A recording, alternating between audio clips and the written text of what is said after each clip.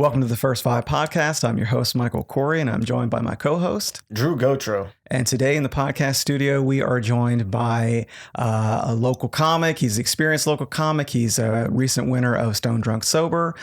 He is the host of a monthly comedy showcase here in Lafayette at the Loose Caboose. Please welcome to the podcast, Isiah Benjamin. Hello. Glad to have. Yeah, good to have you with us, man. We've been trying to get this one together for a little while. So right off the bat, I never asked you this before, and so right before we got started, 7 years in comedy, and you've been doing that mostly here in Lafayette, right, as a base. Yeah, okay. As a base, just because right now it's just hard for me to move around in the state. Yeah, and I really don't feel comfortable with just like asking for rides, especially if I can't put anything in the tank. Yeah, I gotcha. That's a rough situation. We actually come across that a lot. And there's a lot of comics where it's just lucky that there's stuff going on in downtown Lafayette because it's easy to access. You do a lot of hosting at Atmosphere, right? Or you've been getting more into it anyway as far as doing the second half. The two hosts of the Comedy A2Face show at Atmosphere, Tyler Arsenault and John. John.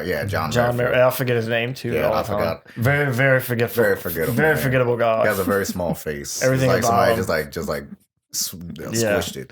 But John came up to me and he was like, "So Tyler has some personal stuff that he had to get into. I'm not gonna get into it. That's not my business." Mm-hmm. But he was like, "Do you want to host the first half of the show every other week?" And I was like, "Yeah, okay, cool." It's like whatever. Like I feel like that as a comic, especially if you want to start putting on shows, that hosting is a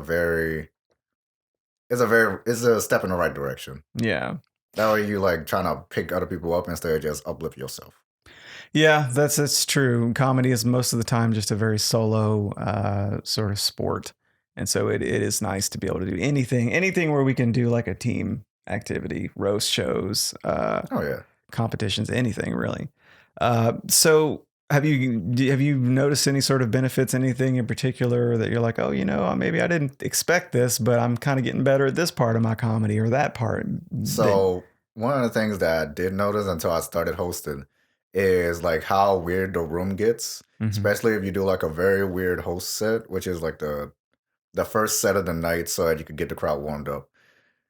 I get to just kill the crowd, all the momentum at any point in the show. That is so great. Especially if it's someone that I don't like. I can just be like, oh,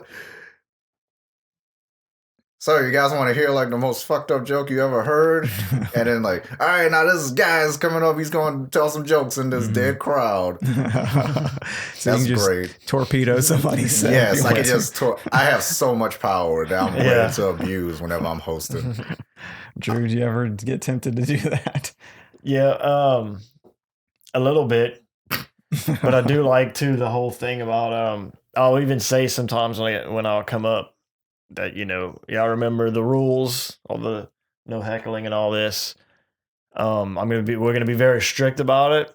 My wife emasculates me at home, so I have a lot to prove. So I'm gonna be very, very, very strict with these. I don't really get to be the boss often, so now I'm gonna be drunk with power.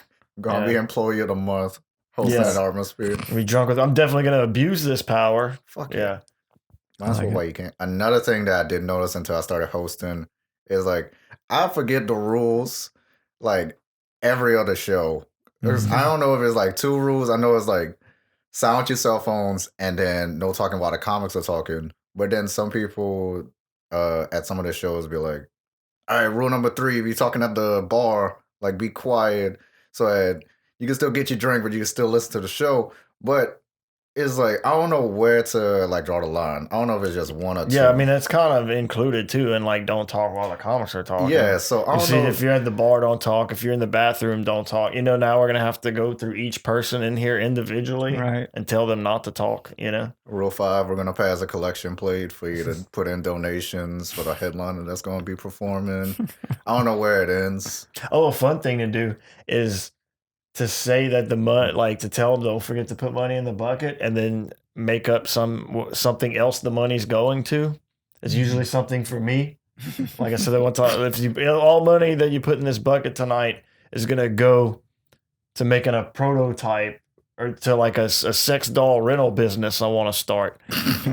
Because they always immediately get on the mic, and John will be like, "That is not what this money is for. it's for your headliner." Like, it is funny to watch John try to reestablish control of the room. Yeah. That is the best part. You get to just fuck with John on like the whole night if you really wanted to. Mm-hmm. Yeah, and yell at him for any kind of technical difficulties. Yeah. Oh yeah. Every time that my set goes bad, I just yell John. Yeah. I just yell at John. That works. It's definitely my favorite person, like the perfect person to start a fake rivalry with. Mm-hmm. I've been noticing that. Like, y'all rivalry is just so funny to watch. Oh, it's fun to do too. Like, I think I trash him on this podcast probably every episode. Yeah. On Facebook, everywhere. And we get along really great too. But it's just great. Like, that's what I like about him is he's so much about the joke and the funny. Mm-hmm. You know, that comes before anything else. For sure. Definitely know how to roll with the punches. Mm-hmm. And then he spits them back out. Yeah. Just as, like, not so much that it gets personal, but he spits them out just as good. Mm-hmm. Love John. So you also produce a show at the Loose Caboose. When did that start? So it was actually by accident that I actually started producing. Mm-hmm. I'm not gonna lie. So there was a situation going on with the booth, the situation litigation. Mm-hmm. I'm not gonna get into it, but the Loose Caboose needed money. And some guy came up to me when I was drinking at a bar, and he was like, "You should run a show at the Loose Caboose." So I was like, you know what? Fuck it. So Sleepy Train Comedy, I forgot what day it was, but it was sometime, I want to say in July. Mm-hmm. I think that was around the first time that Sleepy Train Comedy like took off. Yeah. And that's a monthly showcase. It's not necessarily on the exact same day every month or whatever, but that's it's right. Yeah, we're booked on that coming up, I think, in October. Yep, in October. Yeah. Mm-hmm. Looking forward to that show. What's the vibe like at those shows? Because I'm not really familiar with like the clientele at the venue. So the Loose Caboose is going to be mostly more the younger crowd, more than the older crowd. So it's kind of like Armosphere. Armosphere is kind of like middle ground. Sometimes it's going to be like 21-year-olds, maybe 18-year-olds, allegedly, who are trying to get alcohol. And it kind of stops, like it peaks at like maybe mid-age, like 50. Mm-hmm. Loose Caboose, I want to say it's the younger audience, and it stops at maybe like 35. Gotcha. Yeah, and they're almost, it's like an alt scene or something too. Exactly, yeah. There's a lot of like real punk rock or different things like, you know, different styles like that. Yeah, it was mostly just rock bands that would play over there. So to bring comedy over there, it kind of fucks with them a little bit as far as like the clientele. Mm-hmm. And you would have to experience it. Like you'll find out. Yeah. Yeah, they were cool though. I did 2 over there. Yeah. I think I did 2. They were both fundraisers. So the first one was the show before the fundraiser. That was the one I had put on. Now I had like 8, maybe 9 of the local comics just to do a tight 5 set. Mm-hmm. And then after that, it was the litigation situation. Oh, okay. Yeah. I think Joey ran that one. I'm not 100% sure on it. Oh, he might have. Yeah, that's right. I remember that. But it was cool though. Like they were laughing and stuff, and they weren't being loud or heckling like you would worry like a rock or like a music crowd. Yeah. They're kind of, sometimes music crowds are used to being able to be loud. Right. Because music, you don't have to be quiet when music's going on. Yeah. But they were quiet. Like they didn't talk. They didn't heckle. They were very attentive. Mm-hmm. Yeah, they were. Both times I found the audience was good. Surprisingly, it's the kind of venue where you expect people to heckle you, but they are actually very pleasant people to be around. Especially the owner, Katie. She is such a personality. I love her so much. Mm-hmm. As far as influences go, do you have anybody in particular that you look to as a guiding light? I would just binge watch like stand-up comedy sets. Yeah. Growing up, I want to say like the first couple of comics that came to my mind that I really enjoyed was Dave Chappelle, which is like a given, Kevin Hart, Joe Coy, Gabriel Iglesias, and Aziz Ansari. Mm-hmm. those are the ones that like build up my foundation. So it's kind of like a little bit of a mixed bag. And then now, being 7 years into it, I want to say that my influences are more towards like the storytellers. So like Ali Sadiq Mm-hmm. as like Mhm. a big one. What did you think of his most recent special? So actually, I haven't watched it yet, so Okay. I can't make a comment on it. All right. Have you heard any good things or bad things? I've heard mostly good, maybe a Mhm. couple bad. Mm-hmm. I absolutely loved it. Yeah, me too. We can't really get into it. I don't want to spoil anything for you, Yeah, but please don't. No, the only thing I'll say is, to me, it was more that it wasn't like just a stand. It was bigger than stand up to me. I Yeah. found it was more of a show. I mean, it's still just him by himself, but it's kind of more of a one man show, really, Mhm. than just stand up. That's exactly what draws me to like storytelling comics because Mhm. they kind of like even though they're sitting still or they just like standing in one space, it's like they transform the whole stage into like an entire environment. Yeah. Yeah. That's kind of what I base my entire stand up identity is. Just like Mhm. transforming the stage around me and then I'm just like in the middle of it. Yeah. And he can talk for a long time without dropping a joke or a tag. Mhm.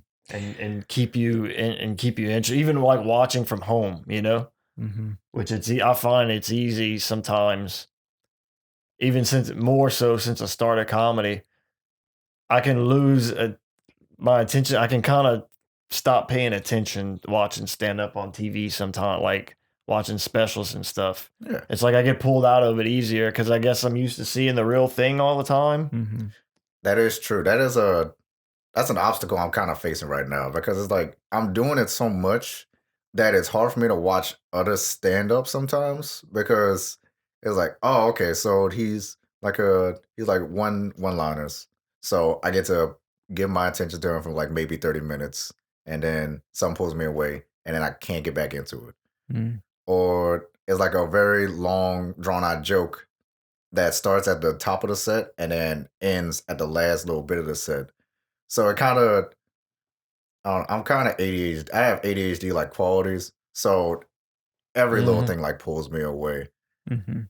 Yeah. So if I don't get like the last little bit of the joke or something that hooks me in, like maybe a word or something, then I just kind of lose focus. Yeah.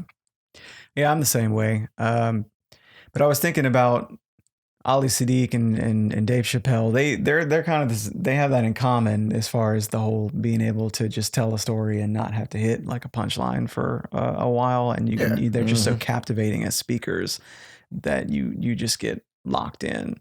Um, it's that stage presence. yeah, it's like a gravitas, and it's really cool. That is something I kind of like. I don't want to make any weird comparisons just because all I'm saying is like I'm more drawn to storytelling than just set up punchline. But I'm still figuring that out. But do you feel like you have been staying kind of steady on like that all the way through, or did it take you a while to figure that out? So after the first year, because the first year I was ass, I was terrible. After that, a lot of people kept telling me that I had very good stage presence. And I remember the first thing I did after they would tell me that is Google what it means to have stage presence because I didn't know what the fuck it meant. I Yeah. thought they were just telling me you were really good at standing on stage and talking. I thought that's what it meant. Mhm. So I would, I don't know. Since I started doing comedy, it's kind of been I always had stage presence. I just didn't know how much I had. Mhm. And now since I'm like in my 7th year in, now I'm starting to like do like extra shit. I'm starting to do a lot of more. What is it like a high energy Mhm. comedy? Mhm. I want to try Mhm. to get into that a little bit. That way, it like breaks me out of the little circle that I'm in, where it's very low energy, Mhm. and then it's like topic, long joke, punchline, and then that's like 5 minutes for going right there. So I want to try to do a little bit more of like little short bite comedy in between.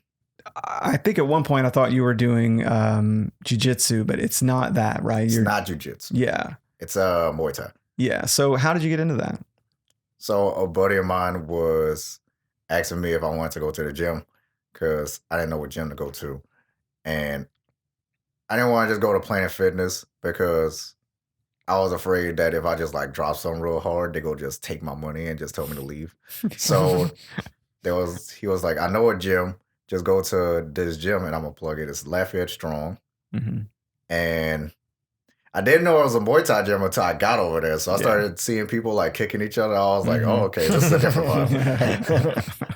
And then, so if you go in there, you get to sit in one class, and I got to just watch an entire class in Muay Thai. And I don't know, something sparked in me. And then I did the one class, because I got the one free class that I actually took part in. And it kind of stuck. And every couple months, we have this thing called a smoker, where we invite other gyms in the area to come to our gym, and we would all hard spar with each other, which is like, I'm going to punch you in the face really hard. And I didn't get to take part until maybe the 4th or the 5th smoker. But after the first one, like the energy was like full of energy. Everybody was yelling. It was I got to slam the mats like really hard, just like, and cheer on my teammate. And then like something lit up inside me. I felt so much testosterone. So it's just kind of an accidental thing that you went initially, and you got really into it. Oh, yeah. How long ago was that? So 7 months ago. Okay. A lot of the shit now I think about has been very accidental in my life. A lot of accidental stuff. I hope I wasn't an accident baby. Jesus. I mean, that's what I was just thinking of when you were saying, not you in particular, but I was thinking like a lot of things in my life, like both my kids, I wasn't trying to do that. And it ended up being like the best thing. Yeah. Yeah. Hope they don't listen. Oh man, I've always found martial arts so interesting. I'm not sure if I'm ever really gonna like pull the trigger and go try it.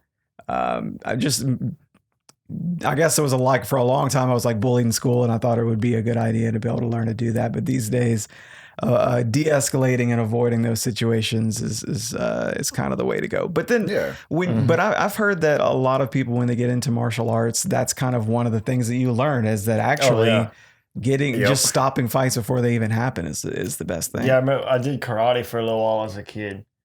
And the first thing, you know how like when you're a kid and you watch movies and there's about to be an altercation, and they would warn you like, hey buddy, I know karate. And they would be like, don't ever say that. Like, don't tell it, because then they're like they'll be ready, you know? You don't ever tell anybody anything like that. You try to de-escalate, and you kind of don't let them know until it gets to the point when you have to whip someone's ass. Then you just whip out karate on them that they're not expecting, you know? Yeah. But the whole thing, it was like, the whole point of like with karate, they teach you karate, but the whole thing is you don't ever want to have to use this other than like in sparring and stuff, you know, as like a workout. But it's a tool you have if you need it in the real world, but you don't want to use it, you know? Yeah, a lot of it is just self-defense at the end of the day. Now, I will say though, if you are getting bullied and you punch them in the face, you should be able to at least have something else in the tank and not just the one punch. Yeah. I will say that. And then the whole thing about don't let them know what you're doing, I don't know, it's just funny to be like, because like a jiu-jitsu guy, if you jiu-jitsu, most of the time you're on the ground. So it's just like, you better be careful, buddy. I know jiu-jitsu. And you just lay on his back and he's just like, come on. Get in here. Yeah, that's the thing. I think that people who have fighting experience just carry themselves differently. And there's like so much, we're all animals. There's just so much unspoken sort of stuff where you can just kind of see when you get into sort of maybe an argument with somebody that you can just tell by their body language and everything. Yeah, like some you can tell like, don't fuck with that guy.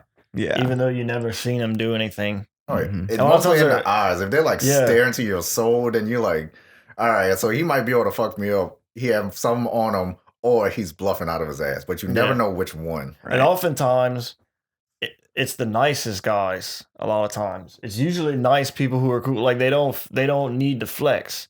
Right. But once you get to a certain point, like they'll fuck you up, you know that. Yeah. I would agree with that. Yeah. I've heard a lot of guys that do any sort of martial arts training that there's like this ongoing conversation of like, which one's the most practical one? And I've heard a lot of people say boxing.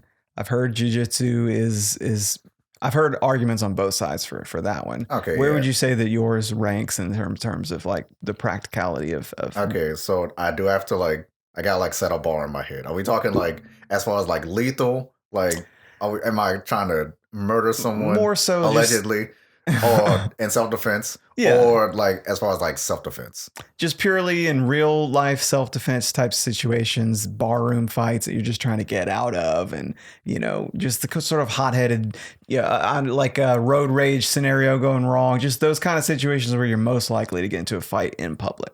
So I'll give like a two-parter answer. If they don't have a weapon, I'll put Muay Thai as far as like second or third. Because it's mostly like elbows and kicks. Yeah. If you're in a bar fight and you haven't had anything to drink, we have some boxing, but elbows, you would already be all the way in the guy's face. And then kicks, all you gotta do is just like kick a kneecap, and then they're pretty much going down. Dude, it'd be wild to be watching a bar fight and see a man like kick another man in the head.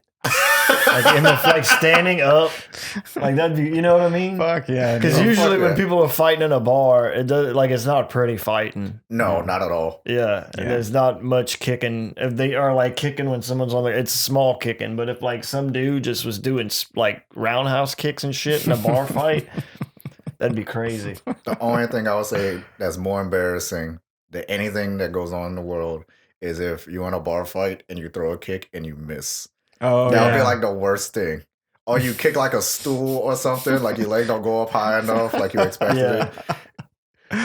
Oh, and then, to answer the question, if they do have a weapon, I would say Muay Thai would be like, I want to say fifth. That is not that bad, but you have to be in close, which is the only thing. We do have tools to like keep you away, but besides that, we have tools like de-escalate or like get you out of there. Yeah, that's usually the way that I would prefer to do it. Because I used to be way more naive about the idea that like if I was ever in a because I'm concealed carry guy, but I don't do that anymore. I just kind of got tired of like it's a lifestyle and it sucks, and so I don't carry a gun anymore. But I did for a while, and I kind of got it in my head that like if I ever got in a self-defense situation, I'm justified. I'm pulling that trigger. I have no fear about taking somebody's life if that's what's needed. And I still on principle feel that way. But man, if I could anything I could do to just avoid. Yeah, you don't want to. Yeah, that'd be. I would say that's valid too, because since the internet started up and there's more videos of like martial arts and stuff, there's a lot of hot-headed people who go into gyms and stuff to learn the skills. Now they could just try it out on people. Yeah, and like real life situations. So, and then worst case scenario, they also have a gun. So, yeah, and I feel like that's 100% warranted. I feel like that even though I am doing Muay Thai for like self-defense, I still might carry a gun sometime in the future, just because I don't know. It's going to get to a point at some point. Yeah, the apocalypse is coming. No, you know what? Somebody I'm not going to name drop him, but somebody very big guy in the scene recently said at a show that he won't get his medical marijuana license because then you can't carry a gun here anymore. Is that right? Wait, is that right? No. Well, I haven't heard about. I don't know about carrying a gun, but people will say it's a rumor.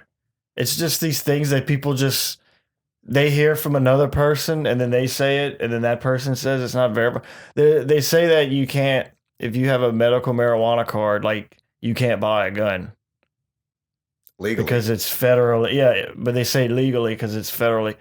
But everyone I know, they've just heard that from someone else. But you can, because I know people with medical cards who have bought guns. Yeah. It's not, for one thing, I bought a gun before. There's nowhere on the paperwork. You know what I'm saying? How would they even know?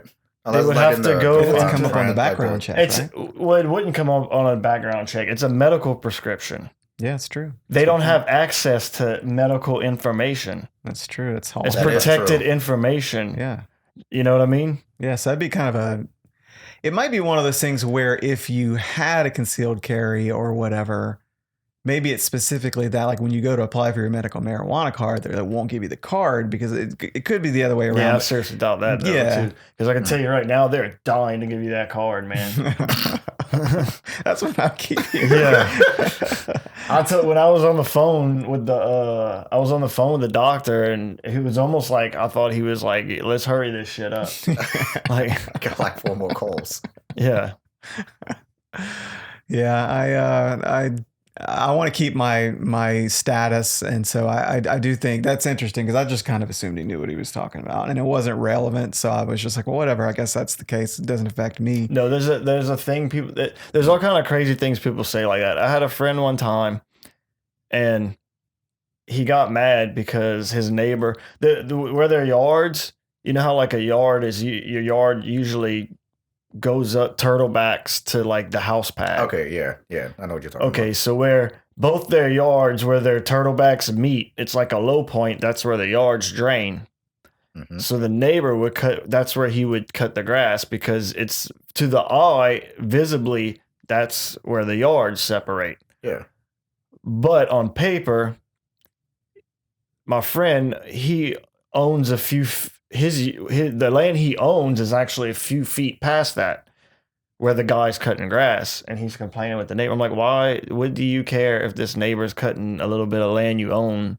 It looks better. Like, I understand why he's doing it. It looks better. He's like, well, if he cuts that grass for enough years, then that land will become his land. I'm like, what the fuck are you talking about, dude?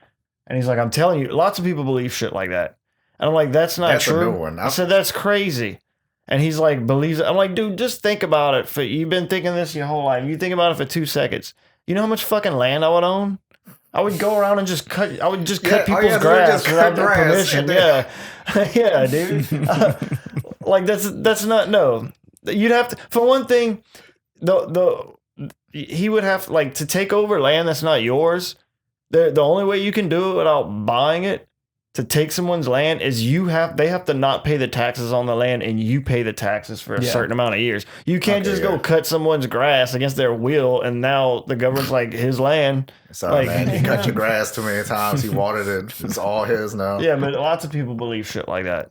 That's how conspiracy theories started. Yeah, like was that new one that's going around that the little alien Egyptian baby that they uncovered? Yeah. I shared something about it being where'd you hear it? Did you think it looked Egyptian? Is this? Oh, fuck no. It looked like one of those like Egyptian small aliens from like what's that one movie with Eddie Murphy? The one where like he was like a giant Eddie Murphy, and it was also like tiny Eddie Murphy and like small people in like his inside of his like body and shit. I don't know. I can't remember. That. Yeah. It was a comedy, but it was like, I don't know. It looked like gum. I saw one picture. I think I said that it's become a meme and it's floating around, but it kind of did look like paper mache, like what they were talking about. Paper mache. Mm-hmm. Someone said that somewhere on the internet that an alien came to Earth, had a Sprite, and then that's what happened to it. So I don't know exactly where the lies start. I don't know where they stop. They ate a Popeye's biscuit. Yeah. Oh yeah, man. That's ever since the government said that aliens are real, everybody has been like, it looks like an alien, let's go with it. It's from Egypt. We uncovered it like 2 minutes ago. Yeah. And just put it on the internet. It's like really loose connections. Like, oh, it's mummified. It must be Egyptian. Yeah, it's gotta be mummified. Mm-hmm. Yeah, I love that there's more information out there, but the fact that we just won't come to a consensus, like, because like some people in the government have come out and said it flat out, and then other people are still pushing back against it. I would love to see what happens when nobody's denying it anymore and everybody just admits and is on the same page that there's something, we were in possession of some stuff. We don't really have all the answers. Here's what we do know. But I do worry that we're never really going to get to that place because people are incentivized. I think the whole like reverse engineering technology thing it's like a kind of like the nuclear race or like the arms race or the race to the moon. It seems like there's an incentive for people to want to be the first one to figure out the technology and leverage that for power here on our planet. Yeah. And so the idea of just being open about what we do know and what we don't seems like something, it's like a pipe dream, like it'll never happen. I'm still wondering what's down there in the ocean. So yeah. Aliens are in the ocean. Why don't we go in the ocean to go get them? I don't know. Man, that Tic Tac, that reminds me of that whole Tic Tac video where they said they were Tic Tac monitoring video. something. Video. Tic Tac. Yeah, the Tic Tac UFO. Did you guys? No, what? Oh no! I get what he's. I thought you were talking about TikTok at Yeah. first, but yeah, there's a UFO that looks like a Tic Tac. I thought you were doing like a Burt Kreischer, like you looking at tattoos. No. Like, yeah, they had. Yeah, so yeah, I thought he was not saying TikTok correctly, which I'm kind of disappointed. Yeah, that that would you have been weren't, better. because man, that would have been better if you would. Anyway, that one disappeared into the ocean, and they said that it didn't lose any velocity when it hit the water, and so that was like really weird, and that had something to do with the technology that they use to shoot across space in the blink of an eye. It's really interesting stuff, and I got really excited because there was some momentum going there that it seemed like they were really leading up to something, like we were going to get some kind of reveal. And to date, it still seems like it's mostly just some people in the government being like, "This is real," and other people wanting to keep it a secret still. And they know how to discredit anybody. Like they can make anybody look like they're crazy. They can just deny this person. They can discredit you. They can, drudge up your real history or just make shit up if they want to, and make it where it's just always a smokescreen, and you just don't know who's telling the truth. Yeah. What's your gut tell you? As far as like aliens in general, Yeah. or like aliens definitely exist, 100%. Now in our solar system, it's up in the air. Somewhere else, like in the space, space is way too big. Yeah, I agree with you. I think that the most rational people at this point are saying it's too much space for there not to be other intelligent life out there. I won't say intelligent. I won't say there are all dumb aliens out there. Maybe, I don't know, maybe they're all Reddit users somewhere out in space. Now, alien is like a blanket term. That's what I'm going to call it. Yeah. Because it could be like people who come to America, they illegal aliens. What about aliens from space? Are they illegal aliens too? Like, I don't know what. Yeah. Well, that's the thing too. We had kind of discussed some of this alien stuff. Even if it's real, like certain crafts they found and stuff like this, we don't necessarily, like, and the word alien still applies. Yeah. We don't necessarily know that they're from outer space. Mm-hmm. They could just be from a different time. They could be from Earth from a different time. They could be from the future. They could be from the past. They could be from another dimension even. Mm-hmm. Like a lot of people think of time, like instead of time being linear. Yeah. And I think we talked about one time, instead of time being linear, it's like parallel, like kind of like the upside down, like the grooves on a record, sorta. Mm-hmm. Like a spiral. My head hurts. Oh yeah. As soon as it starts getting, I'm like, nope. This is every single podcast episode. Just I fucks with mushrooms sometimes.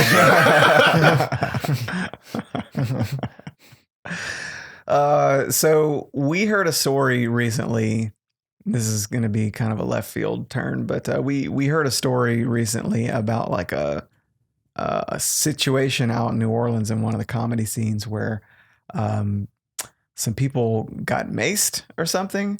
It was a wild story. I don't know all the details, but have you, as far as like drama and stuff like that? I thought you were just gonna ask me if you ever got maced. I was waiting for that. Like a woman or the police? A police woman. Yeah. Well, there was a story where one comic maced another comic over like personal grievances, like just walked up to him at a club and maced him. And what's the good stuff? What's the craziest thing you've ever seen as far as like show? at a comedy show? Mm-hmm. The egg incident probably would be like actually no.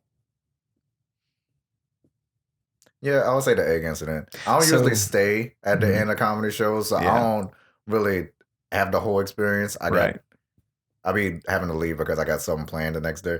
But the egg incident at the Worst Beer Garden, I would say it's up there. No, I don't think we've ever told that story here. So from your recollection, what happened? So I was there. All right, so I didn't see it happen. Mm-hmm. I did see the comic who brought the eggs on stage. Like it was for a joke that did not do good. So they had all the ammunition in the world to do whatever they wanted to do with it. They get off stage, and then I don't remember if this is like the regular open mic or if this was like a Stone versus Drunk versus Sober or whatever it was. Don't quote me on that. And then the rest of the night kept going, and then someone just started throwing eggs in the crowd at the venue, and they had to get escorted out. That's what I heard. Were they just nailing people or? Not, I don't know. I was off on the side. I'm an introvert. Mm-hmm. I'm not around a whole lot of people. Did you see anybody covered in egg after? Yes. Okay. Yes, I did. So I'm assuming whoever brought the eggs just at one point started throwing them, because it seems unlikely that somebody else would have walked up and snuck them out of their bag or whatever. And I could be wrong on this. It wasn't the person that brought the eggs that threw them. Oh. It was somebody else. Mm-hmm. Maybe it was another comic. I don't know. Mm-hmm. But that's my recollection of the story. I could be wrong. I've heard stories watching this whole thing. I heard stories of who it supposedly was that was throwing eggs and got banned or kicked out or whatever. So that's the only reason that I have an idea of maybe who it was. But that is crazy. Throwing eggs. Have you ever had fucking prop comics, man? Have you ever been hit with an egg? I'm trying to think. I don't think so. I've been hit with an egg, yeah. Yeah. That sounds like it would suck. Oh yeah, dude. That would suck. It's kind of like getting hit with an airsoft gun. Yeah. It seems like it would hurt. Like a hard-boiled egg? No, like a regular. Like yeah. Either way, I mean, it would suck. Yeah, it's like it's squishy. Mm-hmm. I was thinking it's about good for the hair though. A raw egg is such a gross like texture. Yeah. Super slimy. Yeah. Yeah. It's gross. Have you ever conversation took a turn? Yeah. I've never seen somebody like throw a drink in somebody's face. That seems like that would be. Fuck yeah, I've seen that. You haven't been going to enough bars, Michael. True. Dude, I've thrown drinks in people's faces. Oh, have you really? Dude, this is a fucked up thing, but we did this when I was like a teenager. And we learned it from like those CKY videos. It was like Bam Margera and those guys like before Jackass. Oh, okay, yeah. Before they hooked up with Johnny Knoxville. And they would do this thing called Fire in a Hole. You go through a drive-through and you order like a large soda or whatever. And then when you go to the window, oh my God, they give you the soda and you throw it at them through the window and drive off. Oh my God. Which was so funny to watch in the video, so we tried it a couple of times, but you're a kid, you don't really think about things. And then like not long after that, I mean, it took me a year or two after that where I was still very young, where I realized I thought about it later. I didn't do this for 2 years. Okay. I'm saying I was about to say like, damn, no, I didn't go on a 2-year fucking spree. We did it a couple times, and then I thought about it, like a couple years later, and I'm probably like still 17 or 18. I'm like, man, I regret that so much. Like, this person's working this shitty job. Like, their job isn't shitty enough, and they're like, oh, this is easy, a large soda. They're relieved. Mm-hmm. Oh, this is not so bad. And then they get a soda thrown at them. It's terrible. Yeah, that's terrible. They throw a cup with lid, everything. Oh, fuck. Yeah. Damn. And so it busts on them. Mm-hmm. And then you drive off, and then they're all sticky and everything. We didn't even have that soda nuts on people. Yeah, we weren't even like courteous enough to get water, maybe, so it wouldn't be so like a Coke or a Sprite. So it's like corn syrup all over you. Yeah, terrible. They probably got a half day because of that. Yeah, if I go to hell, it would probably be for that. I think that's probably the worst thing I've ever done. Close to it. I think probably the worst thing I've ever done is I hit somebody's car in a parking lot, and it didn't really do very much damage, but it did kind of like break the lens on their tail light and did a little bit of damage to their car. And I was a teenager, and I panicked and I just drove off. I had the same fucking experience at one of those Sonic drive-thrus because it's so like the parking lots are weird, and I wasn't used to driving and I was going to a technical college, and I would always get a corn dog and a root beer. I swear to God, if I get any hate for liking root beer, I swear to God. I love root beer. What's wrong with root beer? Oh no, there's some root beer haters, Michael. Oh, they hate it. Man, they need to relax. Ginger tastes good. I would leave, and then like my old car, like the headlight would hit someone's tail light. I got so I started like having like a anxiety induced panic attack. I was like, oh fuck, I'm gonna be in so much trouble. Oh fuck. Oh, that's like the most juvenile shit though. Yeah. I'm not gonna say I've never thought about doing that. I have thought about it, but I've never done it. Like, I think it's because it had happened to me where someone hit my vehicle and just left, and I'm like poor and shit. Mm-hmm. So it's like now I can't do it. Every time I hit a vehicle, I'm like, fuck, we gotta go find this person now. You gotta go find them. One time we were getting my sister out of jail. Me and my mom in Florida. My sister went to jail because she got in a fight with some girl at Outback. And yeah. I want to hear that one next. All right. Yeah. So we were picking her up, and my mom's yelling at my sister while she's backing up the car, and then we back into someone's car. And I'm like, fuck. So then my mom's even more pissed. And she's like, I don't know. I was like, what do we do? I'm like, what the fuck you mean, what do we do? We're at a jail. Like, we're on fucking video surveillance. We need to go in and tell them we hit a car. And she went in and told, like, the people that work there behind the glass or whatever. And she's like, I just hit someone's car. And they're like, you're fine. Yeah, whatever. They were like, just get out of here. They're like, just go. We've got enough. We got enough cameras, and if anyone says anything, we can maybe fine you.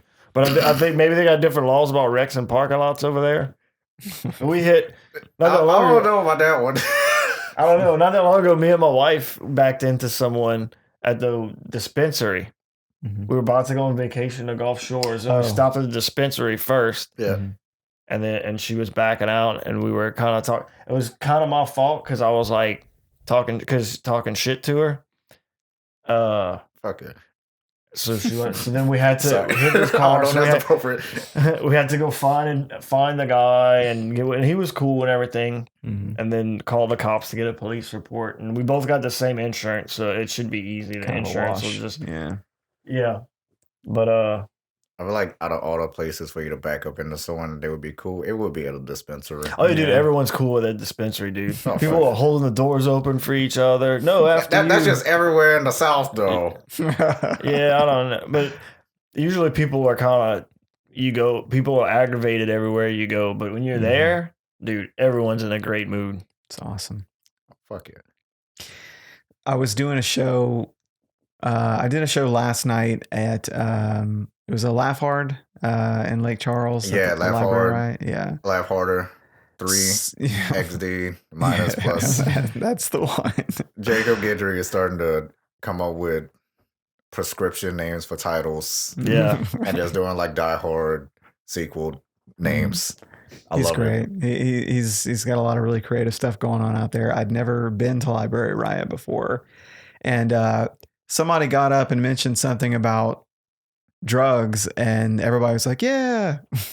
So I was like, all right, cool. So I start that set off with, I've never done drugs before. And the joke is, I've never done drugs before, but like all of my friends do them. They're really into weeds and psychedelics and stuff like that.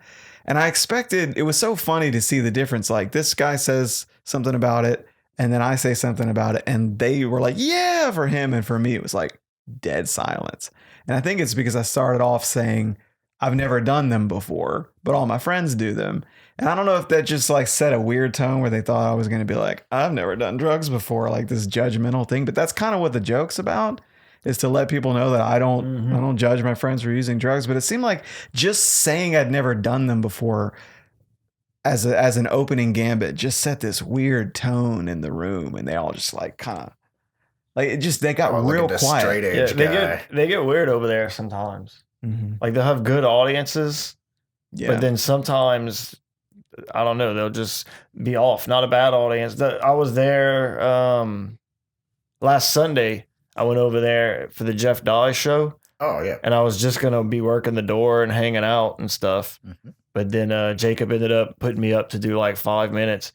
And they were like, when Jacob was doing his host set, and he was kind of having a hard time.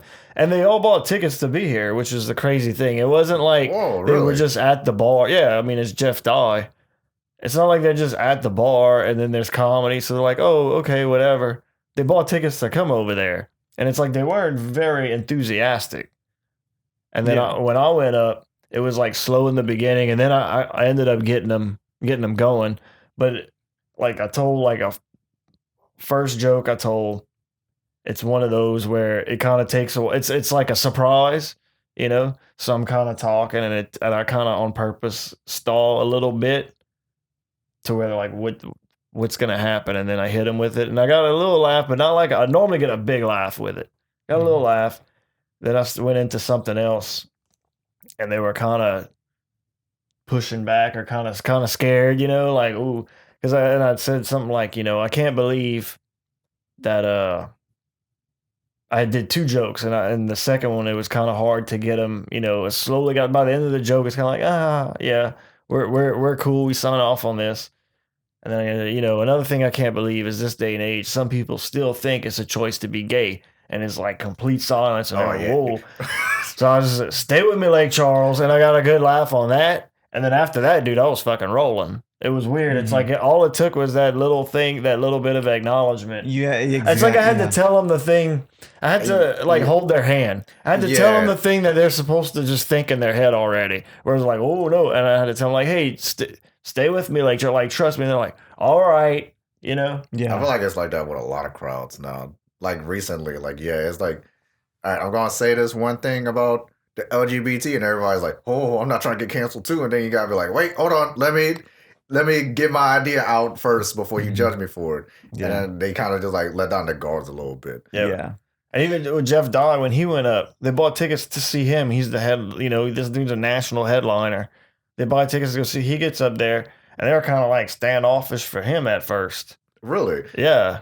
But then he ended up getting them going, and it was better. That is so interesting.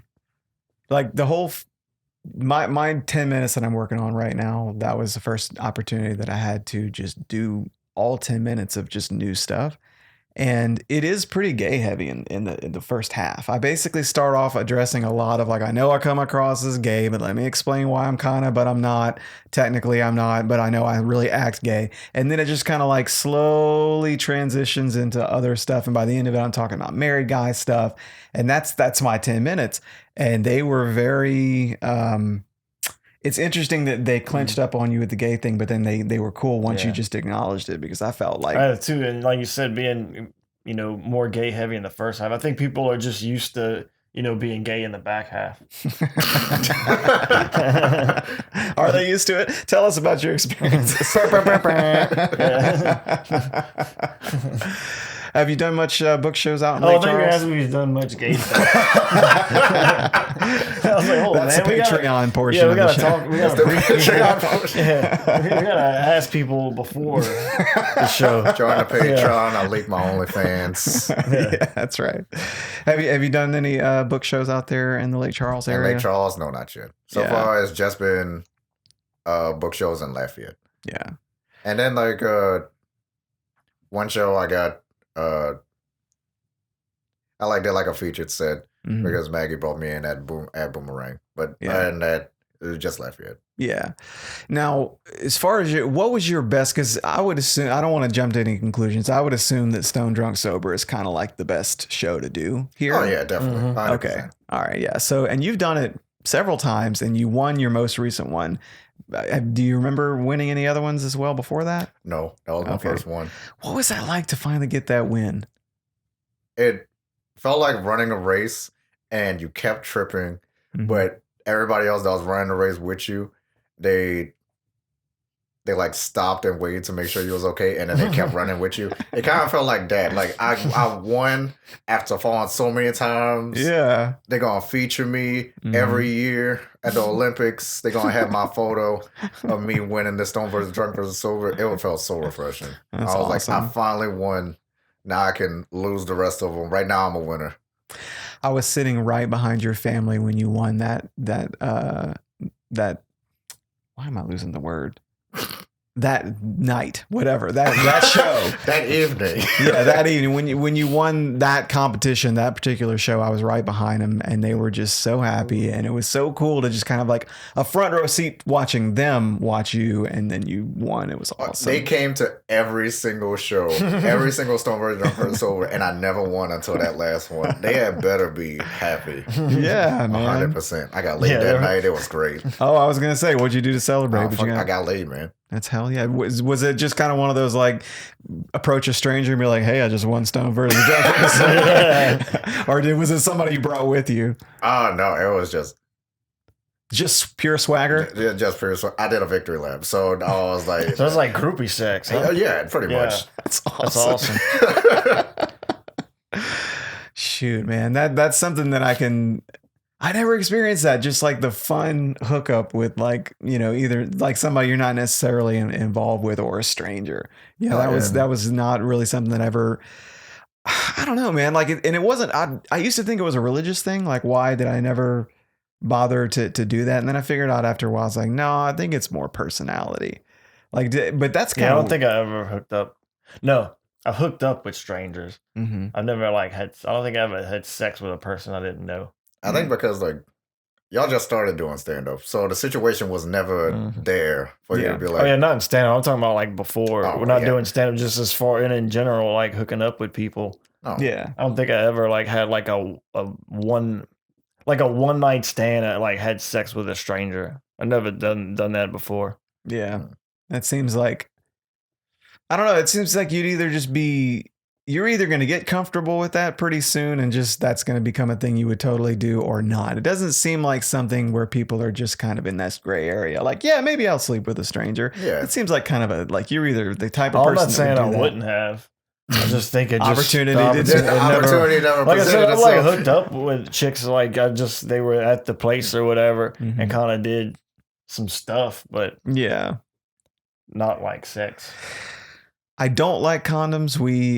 I used condoms when we first got Hear married, that, brother. Yeah, condoms fucking suck. and it was weird to be like a virgin until I got married, and then to have to use condoms, for a while. Like that was pretty lame. After you got married? Yeah, just because we were trying to prevent, and so That's smart. we did that at Tell you first. right now, I'm not fucking my wife with a condom, dude. Yeah, it's not brutal. fucking happening. It's not happening. It's like we did not go through all this.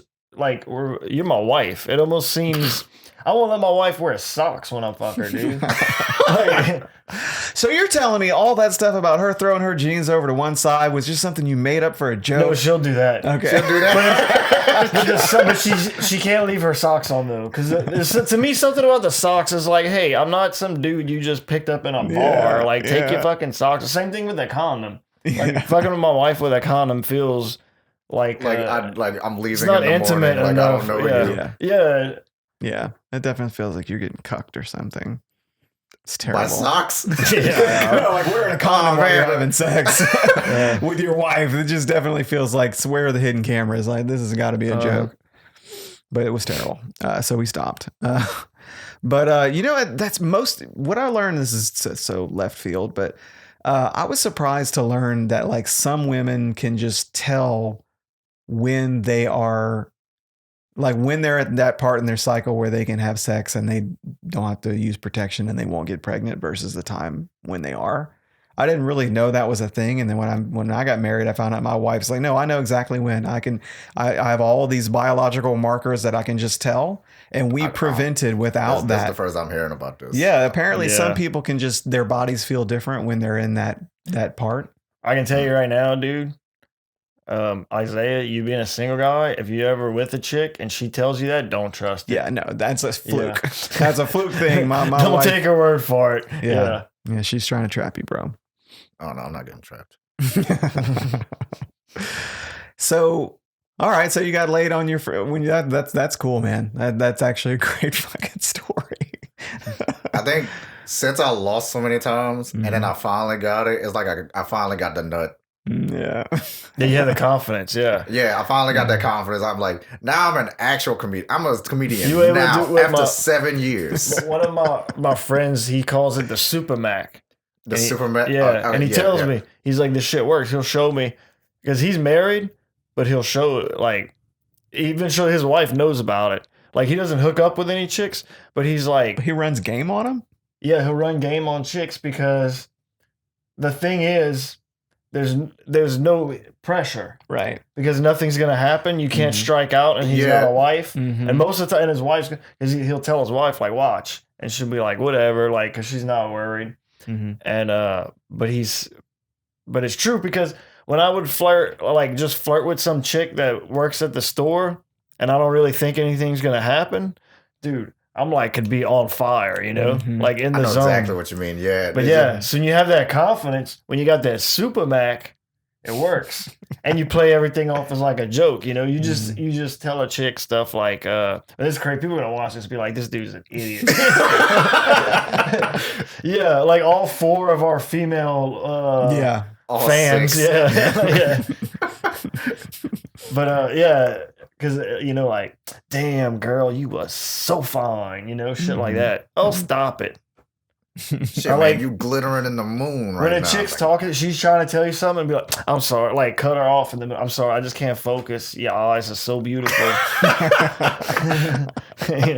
Damn, stop looking at me. I would love to have been the fly on the wall to watch you run Super Mac game on some random woman at the store. Yeah. So that store was located in a pretty rural area, right? No, I would do this at any kind of store. Something you could just be on the road anywhere. Like when you're not when you're working at a store, when you're just in a store. Yeah, when you're in a store, it would like to strangers where it's like I'm gonna be passing through. Nothing is really gonna happen after this altercation. Right. I mean, it's not an altercation. I mean, after this we're not gonna be friends after this. It's just I'm not gonna punch her or nothing. But I mean, like after, but this meeting, us meeting like this, us 2 people we'll probably never see each other again.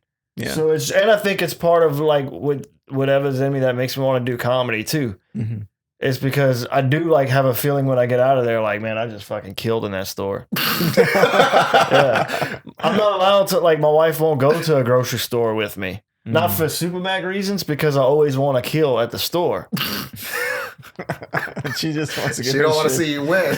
Yeah, she says I don't. Her words are, "You don't know how to act in the store." Mm-hmm. Oh, that sounds right. Yeah, that's like when my mom would be like, "Don't touch nothing in the store." That kind of feels like that. Mm-hmm. Yeah, that definitely felt. Don't Super Mac in the store, or I'm not bringing you no more. Yeah, or like a fun thing. We ended up meeting. This is like one Sunday, and her friends used to get together on Sunday, and they would cook and prepare like all their meals for the week. You know, these women. And so while they were doing that, I was like, man, I'm at the house chilling. I'm going to barbecue. So there's a store in our neighborhood, and her friend lives in our neighborhood too, right by the store. So I go to the store to get some shit to cook and get some beer and all this. She ends up at the store too. She's grocery shopping for their stuff. So, all right, I get a bunch of stuff in a basket. She gets a bunch of stuff in the basket. And we get at the checkout line together. I mean, and we're married. So I'm like, I give a debit card to, it's like this probably 16-year-old girl working the counter, and I give her the card and I say, "Here, these 2 things are going to be separate, but I'm going to pay for both of them with this card. Pay for her stuff, and then, you know, ring that up, that's a power then ring move mine right up, that's a power move, and all this." And she's like, "All right," and then she, you know, my wife is putting shit on the conveyor, the lady's scanning it and all this, and I'm like, we just met outside.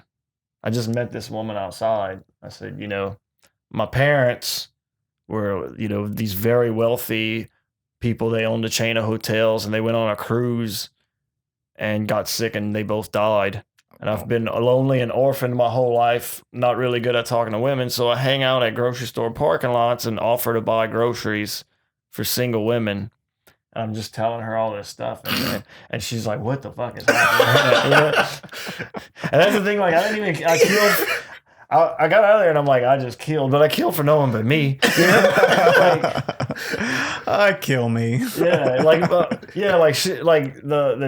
girl. This girl's like too young. She's like, I don't know what's going on. She's like, my wife I'm about to clock out. Why do I have to know? My wife's like, she's like, this is why I don't let you come to the store with me. Because sometimes she'll be like, I'm going to the store. I'm like, oh, I'll go ride with you. I might want something. And she's like, no, you can go when I get back. Oh, my God. But we're not going to the store together. That little girl probably still remembers you as the guy. When we got to the store, this is what we got out. I told her, I said, you don't appreciate anything I do. You don't appreciate shit. Yeah. So I had to call a friend, and I'm like, dude, you'll get this. And I told him the whole thing. And he's like, yeah, dude, that's fucking great. He's like, I can't believe you didn't get the laughs you deserved with that. Nice. I think it was because you mentioned your parents dying and you being a very lonely man who... it's kind of areas that you put. I don't know what's not hilarious about that. You know? All right, Batman. I will say though, Super Mag mode and like a deep voice, like a deep gruff voice, works every time. Yeah. It works every time. Yeah, I've definitely had that experience of like being like, I'm just gonna go see what would happen if I just didn't care. You know, like I'm just gonna go talk to a girl. Like I just really don't give a shit what happens, and it's true. Something comes over you, and if there's a chance of the woman being interested, it will work. Yeah, it will work. And then if you show the attraction at like very off beats, that way you're very mysterious about it too. Yeah, absolutely. They love mysterious. It is kind of fun. You mentioned being an introvert. I'm a total introvert too. Drew, do you consider yourself like one or the other? I think I go between one and the other. Yeah, I'm very, very extroverted, but then there's other times I kind of like I spend a lot of time alone. Yeah, like your social butterfly just gotta rest a little bit. Like you can't be a person. Yeah, like I think a lot of the reason, like I don't sleep much at night, because that's my time. A lot of times I want to be by myself. I can't spend too much time by myself. I got to spend time with my wife and all this. I'm a very social person. I love people, but there's a lot of time.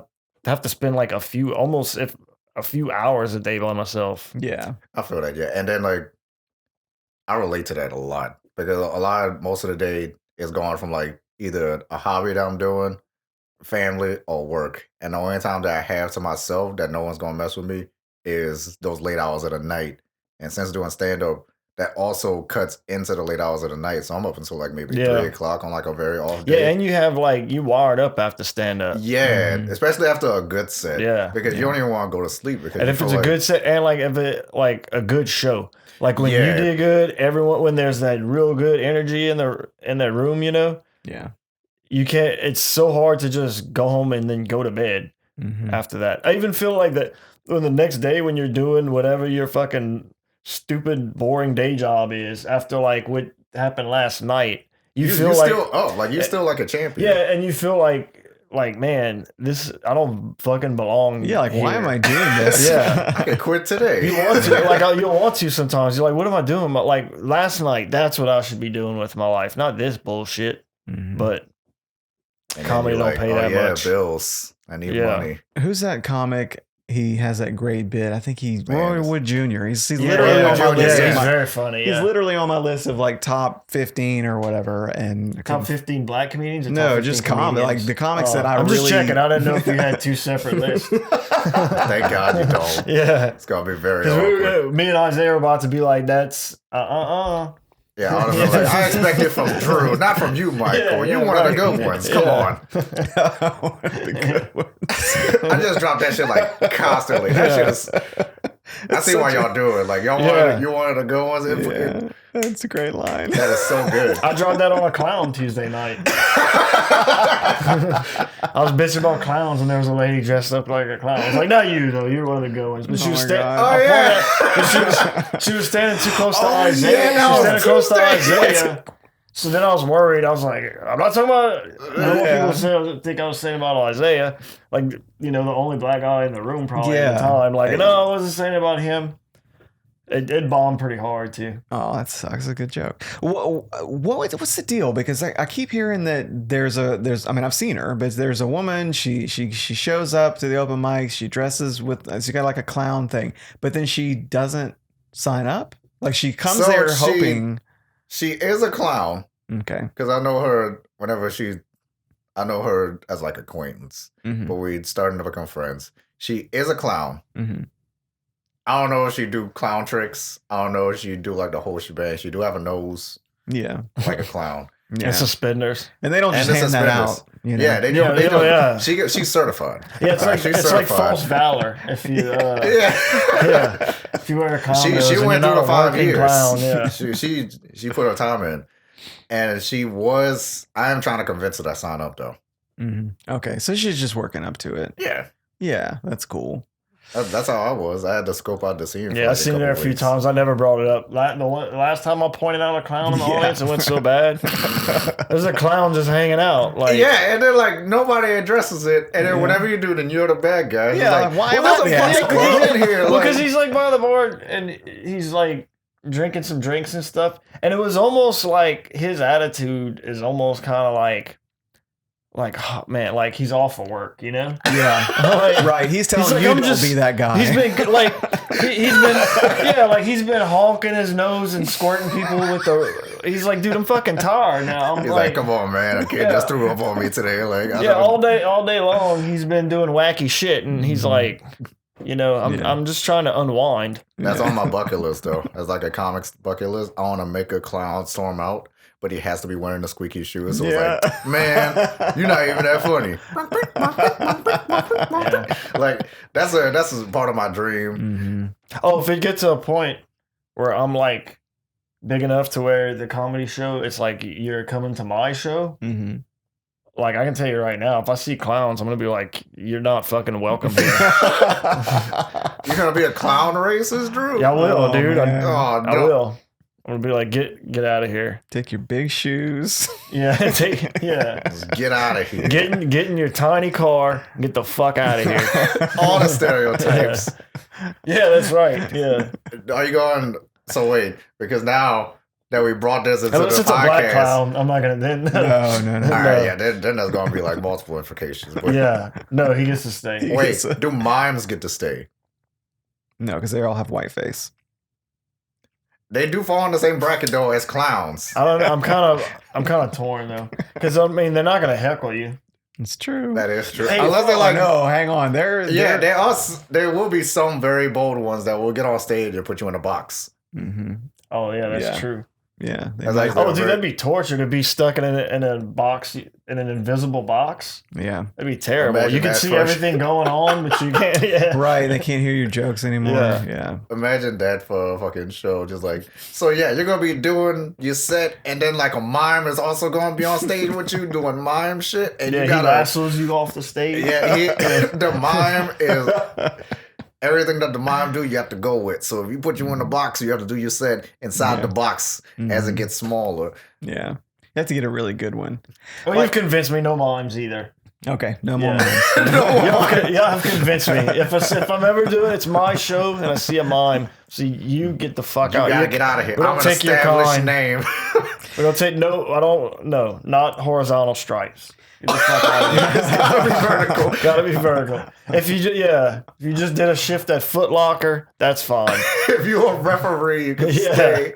Yeah. But who do we just know? got out of prison in the 30s. Yeah, but who do we know that went to clown school? I think there was Clown school. I didn't realize I knew someone that went to clown school. Yeah, I think somebody in the scene. No. So go ahead. Tim, one of the new generation comic, he has a joke about his family being clowns. Okay, that's what it is. I think that's what you might be thinking of. Oh yeah, I heard somebody say so. Yeah, that new guy, Tim. Yeah. Yeah. I said from Coffee. So do you work at a coffee shop? Yeah. Okay, which one? I'm not going to say the name. Okay, all right. I need to. This job pays yeah, good. dude. We just dropped so much hate speech on clowns. You can say where he works, dude. That's why I got this cup and it don't have the name on it. Nice. I'm drinking. All right. Well, we can talk about it off mic. But being a barista, Tim Leake, I think, had recently started being a barista. But he works at like Starbucks or something. Yeah, he says he's a barista. I don't know which coffee branch. I could just see him too. When you go, I'll go make your coffee order, and he's like, "All right, yeah." Drop one of his jokes like sleeveless shirts. So you still jerk off with that hole in your sock, and he's like, "Be cool, man. Hey, man, I'm working here." Yeah, Brennan Robards, he has a joke about because I was just thinking we have clowns, we have we talked about mimes. I don't think I've ever seen a mime, but we do have magicians. One time, do we really? Have one time there was a magician that called us outside, and at first I was very irritated when he started. Like, just Carlson just was like, I'm going to do magic for y'all. And I'm like, the nerve of this motherfucker right here. But then he ended up, I don't know, after a while, I was like, yeah, I'm pretty entertained, dude. I was like, thanks for forcing this performance on it. Yeah. Thanks for doing magic without consent on me. Yeah, exactly. It was great. And then Brennan was out there. And so I think it was like me, you, Tyler, and Brennan, right? I don't really remember who was I think that's what it was. We were hanging out on the porch at Arbosphere, and I think the show was going on. And so we were just out there, and he walked up and he did all that. And then Brennan basically wrote a joke off of what happened because he walked up and introduced himself to everybody that was standing in the semicircle except for Brennan. The nerve. Yeah, that's, oh my God, that's funny. If you had told me that story and said, guess who this story's about, I would have guessed him. Poor guy. No, I'm saying that out of love, too. Yeah, of course. Yeah. Brennan, dude, so Brennan is in Vegas with Tyler at Skankfest right now. Yep. Oh. Tyler's been giving us live updates the whole time he's been there. He's had so many amazing experiences. And I won't, step on him because he'll be able to talk about him the next time he comes back. But yeah, we're just very excited to get like the full report when he comes back. Whenever he comes back, we're going to bug the fuck out of him. But then Brennan is with him. And he did share one anecdote. I don't know. We can cut it out. We'll talk to him about it and we'll cut it out if he doesn't want to tell. But one of the notes that we got back was that Brennan got drunk and started introducing himself to like every big comic that was at the festival and asking him for advice. His drive knows no bounds. Yeah. That's so Brennan, dude. Like, that's just such a perfect his head's story. always in the game, dude. He's always in the game. Yeah, mentally He's he a never hustler. takes off. Yeah. Mm-hmm. He graduated from Hustler University. That's right. Love it. Gotta respect him, though. Mm-hmm. Mm-hmm. Yeah, that dude travels and does. Oh, yeah, he travels of a mics. lot. Mm-hmm. He's definitely putting in that work. Yeah. And he's getting better. And not only is he getting better, but he's also getting more recognition now, like for those. I think he's going to be on October's Stone Drunk Sober. I think I so. think so, yeah. Yeah. Yeah. So he's getting some opportunities. I don't know if he's on the World of Beer show, but I know he's been getting, I think Tyler booked him on some stuff. I don't know. He headlined in New Orleans at the same one that you did. Oh, yeah. Hey, nice. That Ugly Dog. Yeah. So it's good to see the hard work paying off and people getting the recognition. Do you have any plans? Getting booked on shows, you've been at it for a while. People know what you can do. I know a lot of comics are kind of like me. It's like, I don't want to push to be booked on stuff. I've been fortunate lately. I've been booked on several things, but I think there's a reason for that. I think that like two of the bookings that I've gotten have been somebody saw me do well at like a comedy 2-minute review competition thing. And that's where the bookings came from. And then you booked me on that show. So that's cool. Yeah. But as far as getting booked on shows, it's uncomfortable to think of having to like hustle and like ask people like, when are you going to put me on a show? Oh, yeah, that's very uncomfortable. Yeah. So I should start like being in people's ears about getting put on shows. Yeah. The only thing is like, I don't know him like personally, and I don't want to step on nobody's shoes. Mhm. So I'm very like, unless you like send me a DM about being put on a show, then I'm probably not gonna reach out to be put on a show. Yeah. I would appreciate people giving me offers though. Yeah, absolutely, man.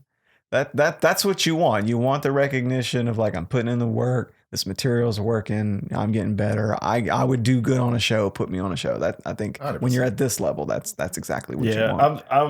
I've never asked to be put on a show. The only thing I've done is I message someone and let them know I have this many minutes now. Right.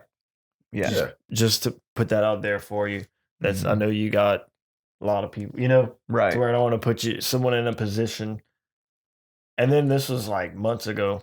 So like I was new. I mean, I'm new now, So if they don't feel like I'm ready or good enough or whatever, I don't want to I feel bad to put them in an uncomfortable position. Yeah, that's what it feels like too sometimes. Yeah. Like, maybe they seen what I do, but they don't. Yeah, there might be. they They might have a reason they're not booking me now. So I'll just put it out like, hey, I have this many minutes right now, just letting you know or whatever. But like that's it.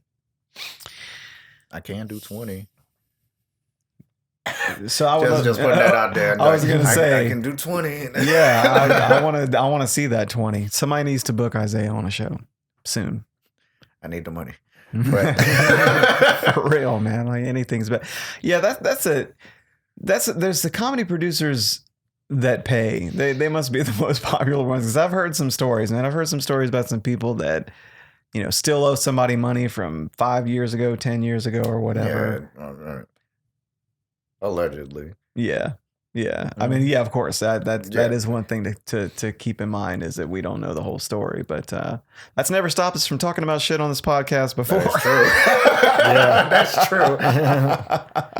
Beep. Yeah, I've done some shows before where when I've gotten paid, I'm like, man, I could fucking if I could get booked a few times a week and this is how much they'd pay me, I could like quit my job. Yeah. Oh yeah. I wouldn't make a lot of money, but I'd make enough to get by and then focus on comedy, and it would maybe I can get to a spot where I can make more money. I got paid. I'll even say I did an interference. I'm not gonna say how much I got paid, you know. Oh yeah. But it was pretty good, and I was like an opener. And then over there I went up to when I first got there, I went up to the bar and took out my wallet to buy a beer. And the woman, she's like, "Oh, you're on the show, right?" And I told her, "Yeah." And she's like, "She just gave me a beer." And I was like, "All right." So I'm thinking we get a free beer. Yeah. And then I went back up there later again to get another beer, and I came with my wallet out again. And she was like, "Hey, I told you it's on the house." And I was like, "Oh, all right." So then just don't abuse that power. Just like, well, I guess I it's get unlimited beer. Yeah, that's but when you figure the free drinks and the good pay, I was like, it was definitely worth a drive to fucking Mandeville. Yeah. Mm-hmm. Oh, yeah.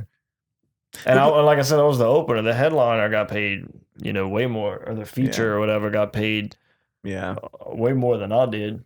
Yeah, I will say though, that y'all are really good at networking. Like y'all getting booked on shows, and I'm happy for y'all. I will say that. Thanks, man. Yeah, I don't even think about networking. I think I just bullshit with people. I think that's pretty much the up and down of it. Like y'all bullshit. I guess maybe that's what networking. I guess that's what networking is. Yeah. Just bullshit with people. Yeah, I think networking. And I don't want to accept the compliment, but I also think that like when I think about networking, I think it seems a little disingenuous. I try to just talk to people and really connect with them. Yeah. Okay, yeah, I can see that. Yeah, like I don't go run around like kissing people's ass or talking to people just because I know they book shows. Yeah. You know what I noticed about Drew is that he has like just a natural enthusiasm. It just comes out like, because he comes across, it's easy. You could think that Drew maybe is a little like rough around the edges. You wouldn't be like, I couldn't blame you for thinking that. 100%. But I've seen the way. We can ask John about that right after this. But I just have that. I've seen that other side of you. That side of you that's just really genuine and enthusiastic about like meeting people. Hey, let me introduce you to my wife. Like there is a part of you that it would seem to me. I would guess that you have a natural charm with people. You can turn it on when you want to. Oh yeah. Not that it's fake or anything. It's just that's another side of it. I think if anything, it's I think my rough around the edges is I don't like to be fake. So I don't, even when I have jobs and I have a boss, like I never kiss the boss's ass. This is not my job. I'm here to do my job and then go home. Yeah. I don't have a problem with the boss. I'm cool with the boss. That's fine, but I'm not going to kiss the boss's ass. Yeah. That we made a deal that you need something done and I need money, so I'll do this and you'll give me the money. We're two equal men at the end of the day, Right. Yeah. I've heard that once middle management types, they're not like this, but I've heard that once you reach a certain position of like power, whether you're like a CEO or you're just an entrepreneur and you own a business, whatever it is, people reach a certain point and they actually kind of get tired of being surrounded by like yes men and fake people that are always kissing their ass, 100%. since you can't trust anyone like that. Yeah. You can't trust somebody like Not that. at all. So people respond better when they're in that position to somebody who just seems like they're being authentic. But it's career-wise, there's been times it has hurt me because there are some people that is what they want. Yeah. And Yeah. I'm sure there are probably some producers that are like that too. Oh yeah. I mean, I've got that person's face in my head right now. Yeah. I'm not saying anyone's like that, but if there are producers like that, then I'm probably not getting booked with those people because That's probably for the best at the end of the day. Yeah. Yeah. If you're playing the long game, then it's not a problem. But yeah, man, that's a weird thing about power. I don't know about you guys. I've heard that like people that are introverted, that it's just a natural thing that they tend to just cringe at the idea of being fake. You know, that and I don't know, because that kind of sounds like a swipe at extroverted people, like they're fake, and that's not really how I mean it. But everybody's kind of got to be a little fake sometimes to get in and out of certain types of situations. Oh yeah, 100%. Yeah. And so that seems like that comes if you're dealing with like with customers or something. Oh yeah, for sure. Business, for absolutely sure. Meeting somebody's parents for the first time, all that kind of stuff. But it seems like it comes a little bit easier, or doesn't feel as icky to extroverted people, because they can just tapping into their charm and dealing with people comes very naturally to them. I'm an introverted person. You've mentioned being introverted. The idea of having to be something other than myself does ooge me out super bad. I think if you come across as rough around the edges, I think the way that looks on me is snobby. I think I come across as snobby a lot because I'm kind of to myself and I don't know what to say most of the time. Most of the time, the shit that's going on up here is kind of fucked up. I can see that. I don't see you that way, but I can see how other people. I think I often think, or maybe it's, I don't know if this is just an irrational fear I have, but I worry about people thinking that about me. Mm-hmm. Because I think sometimes, because like with it, I like to talk a lot. Yeah. And, but then sometimes, sometimes I'm not good at like small talk situations. So when people start talking like small talk to me, like I'm like, dude, I don't know what the fuck to say. And I'll kind of, I do this thing because I don't know what to fucking say to you right now. Mm-hmm. And then I worry people will be like, yeah, that guy's not talking to me. I was like, I can talk to you all day long, but it's just got to be topics that I know about. Right. Not like surface bullshit. You know, like it's the worst. Yeah. So how's the weather, y'all? Yeah. It seems like you have some introverted tendencies then, because like if you really enjoy needing to have a few hours by yourself and you don't like making like small talk bullshit, those are sort of hallmarks of introversion. So maybe you have a little bit more leaning in that direction. That's the worst part about like when I had to work with people. Like when I worked in a hardware store for a little while part-time, and like people coming in and like with like regular people in the real world that eat at Applebee's and shit, you know, the shit they pass off as jokes is fucking almost offensive, because the jokes are so fucking bad, you know, and you have to just go along and you know, it's the worst. And I can't really, and the thing is, I really can only fake it so much, you know, like the biggest thing, sometimes I can just, sometimes I can't even give them a laugh. I can give them the smile, like, hey, see what you're doing. Yeah. I give them the snort like that. Oh yeah. I can just snort on command. Just give them the snort, and they'll be like, "Oh, I just made Isiah snort today. Like I must be on fire today." Like, yep, nailed it. Man, you're doing so good. Oh man. They had one guy, and he came in, and I'm like, he kept trying to drop these jokes that he thought were funny. And he wasn't even talking to me. He was talking to like the woman at the cash register, and I was standing there, and I was just like, I have to go take a shit right now. I gotta get this out. I was like, I can't listen to this. This is horrible. You know, there's that kind of, you can be on either side of it too, because like I've definitely been in that customer service scenario where I had to be fake. But then it's also when you can tell someone's being fake with you for the same reason. Like if you ever made a joke that you knew was bad, as soon as it came out of your mouth, but then they laugh like just a little No, too it doesn't happen to me, dude. enthusiastically. Oh yeah, of course. Doesn't happen to me, man. No. Usually when I throw out bad jokes, they usually get the appropriate bomb they deserve. Yeah,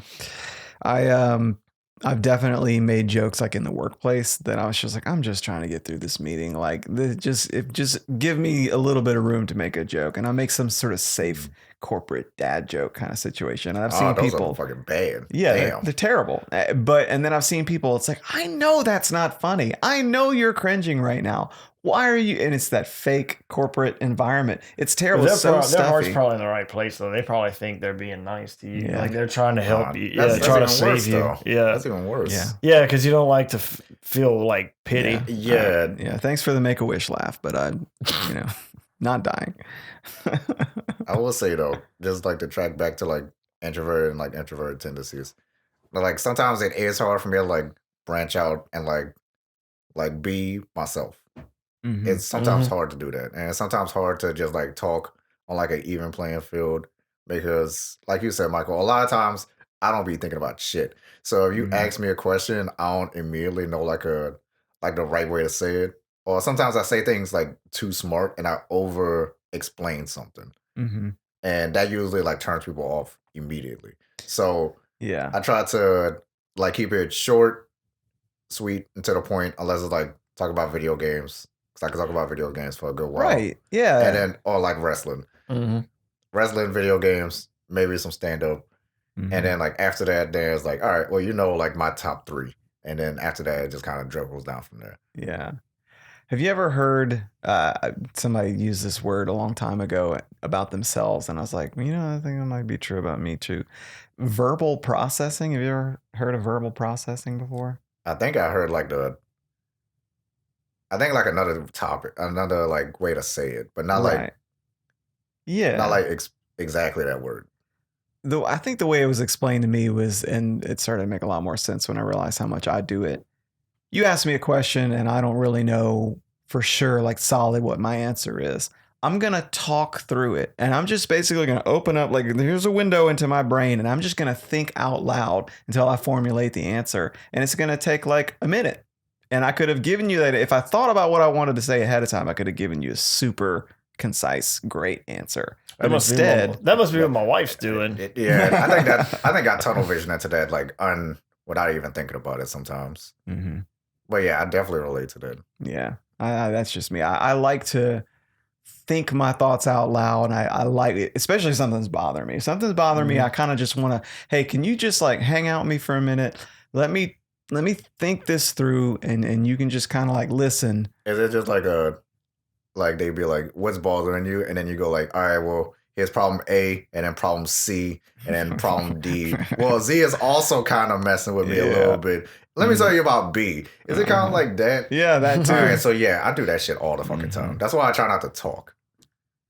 Same. Because if I talk, then it's going to be like, all right, well, I'm going to tell you the story that's not going to lead nowhere. Right. And then unless I make it funny, you're going to lose interest. So the conversation's over. You're going to hate me. So I'm going to just keep talking, maybe throwing a little quip like, oh yeah, if an ambulance passes by and I'm going through road rage, then I'll be like, that motherfucker better be dead, dying, or on the way to the morgue right now. Right. And then like, all right, anyway, back to when I was going to work the other day. Then I got to keep going back and forth between funny, right, talking normally. It's just hard for me to. And you're doing them a favor. You're like trying to like, let me make this super long story interesting by throwing in some tags every so often. Yeah, but it kind of puts me in a box because if I try to be myself, like authentic, and then I'm thinking about that, I don't want to be classified as like the funny guy at work or whatever environment I'm in, because then they go look at me as someone who just, he's funny.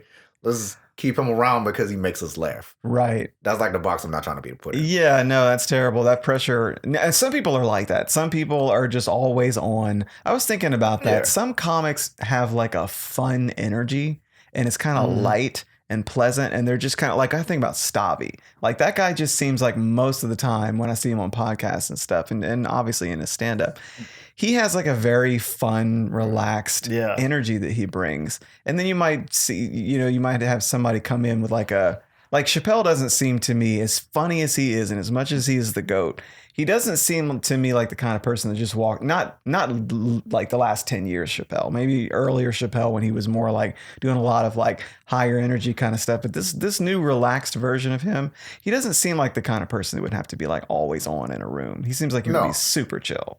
Yeah, he seems super chill, wise, and then humorous would be like the second thing. It's always Dave Chappelle is a very wise comic. Yes. He's also funny as fuck. It's always the first or the second one, as far whenever you mention Dave Chappelle. Mm-hmm. And there's not really a lot of other people that, I don't know, maybe Carlin was like that. Is that a good example of somebody else who's kind of from the old gang, the old guard or whatever, people that have been around long enough for us to see them get old and kind of change. Because like Carlin went through that, right? He kind of became more like just serious as he got older. And Louis kind of like that now too. If you see him on podcasts these days, like when he was on with Shane Gillis and they were just talking about like history and shit. Yeah, they did like 3 episodes just going through the presidents. It was fun though. It was funny. Oh yeah, it's definitely funny, but like there are just as comics get older, it seems like you start to see more of a like almost like a professor vibe starts to come out, because they've got the talking part down. Oh yeah, 100%. I would say that as like a comic, I see it like in 2 ways. One, I'm like a comic for 7 years. The other way is I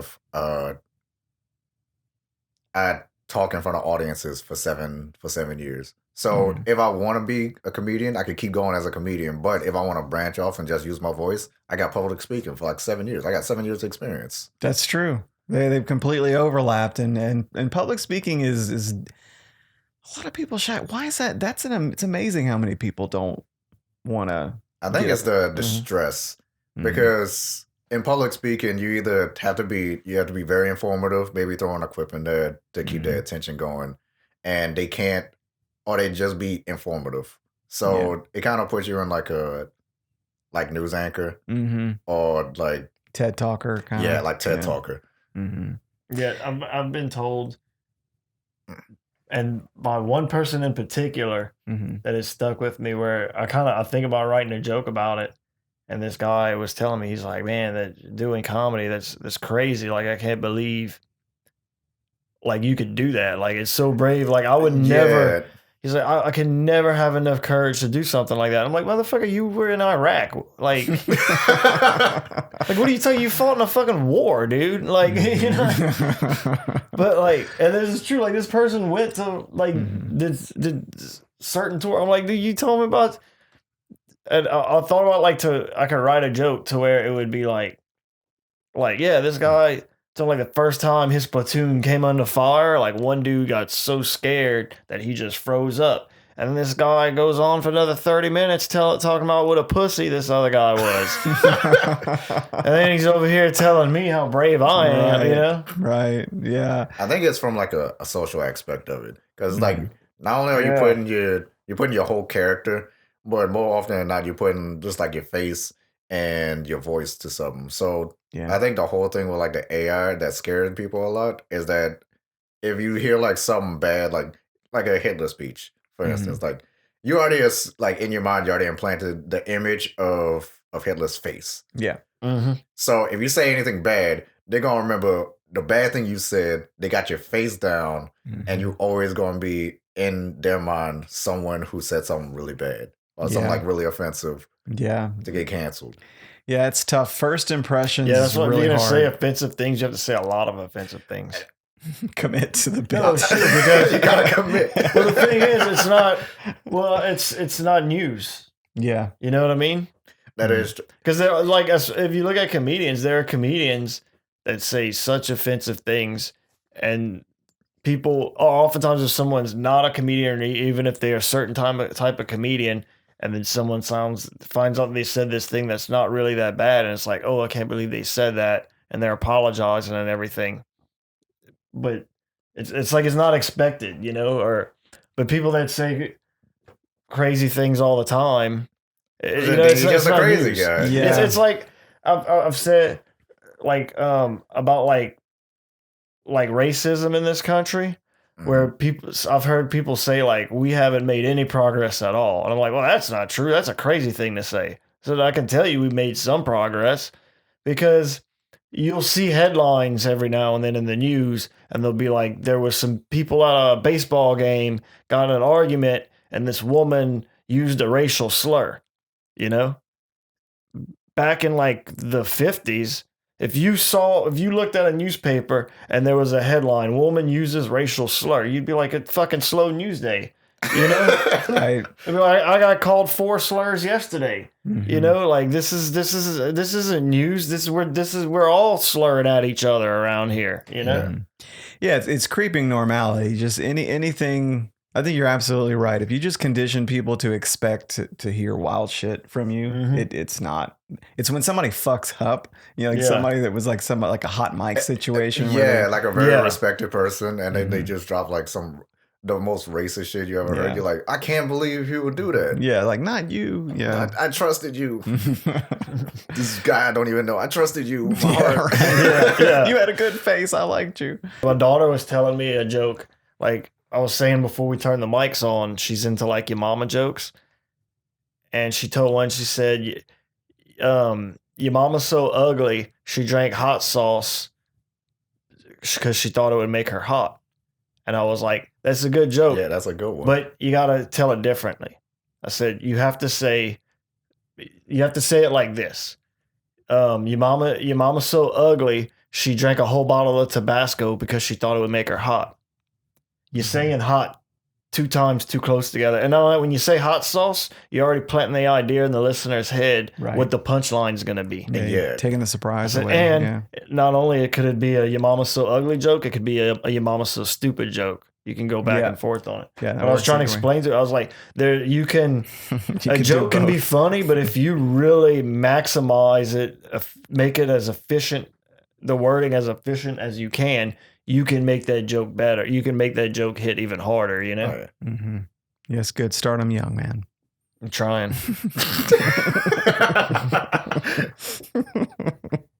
All right. So we have a question that we always like to ask our guests as a way to wrap up the episode. And that is, it's a hypothetical question for the guest.